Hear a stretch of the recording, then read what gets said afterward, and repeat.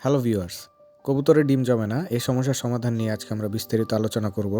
স্বাভাবিকভাবেই কবুতরের ডিম 18 দিনে ফুটে, কিন্তু আজকে 23 দিন চলমান, 18 দিন পার হয়ে আজকে 23 দিন যেহেতু চলছে, আমরা জানি ডিমগুলো আর ফুটবে না।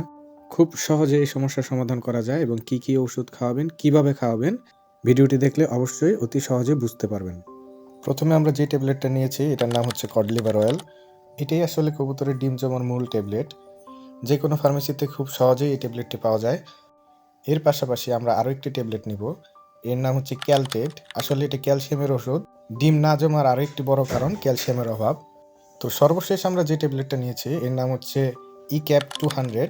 এটা আমরা নর কবুতরকে খাওয়াবো এবং মাদি কবুতরকে আমরা কড লিভার অয়েলটা খাইয়ে দিব।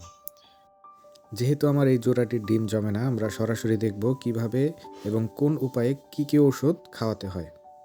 প্রথমে আমরা মাদি কবুতরটিকে নিব এবং কড লিভার অয়েল ট্যাবলেট টানা 5 দিন খাওয়াবো।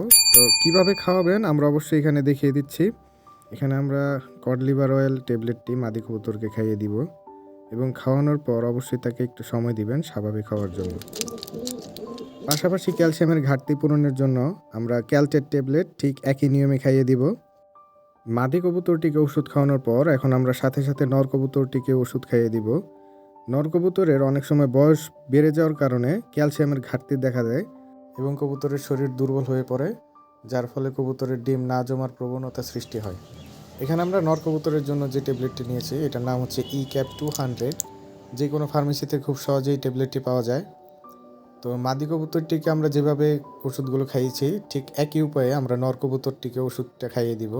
ইকেপ ট্যাবলেটটি খাওয়ানোর পর আমরা ক্যালসিয়ামের ঘাটতি পূরণের জন্য আবারও ক্যালটেট ট্যাবলেটটি নর কবুতরটিকে খাইয়ে দেব। আসলে কবুতরের এই সমস্যা দূর করার সবচেয়ে কম খরচে এবং সবচেয়ে সহজ উপায় হচ্ছে এটি। তো কবুতরকে ওষুধ খাওয়ানোর পর আমাদের সর্বশেষ একটি কাজ হচ্ছে নর এবং মাদি কবুতরকে 4 থেকে 5 দিন আলাদা করে রাখা।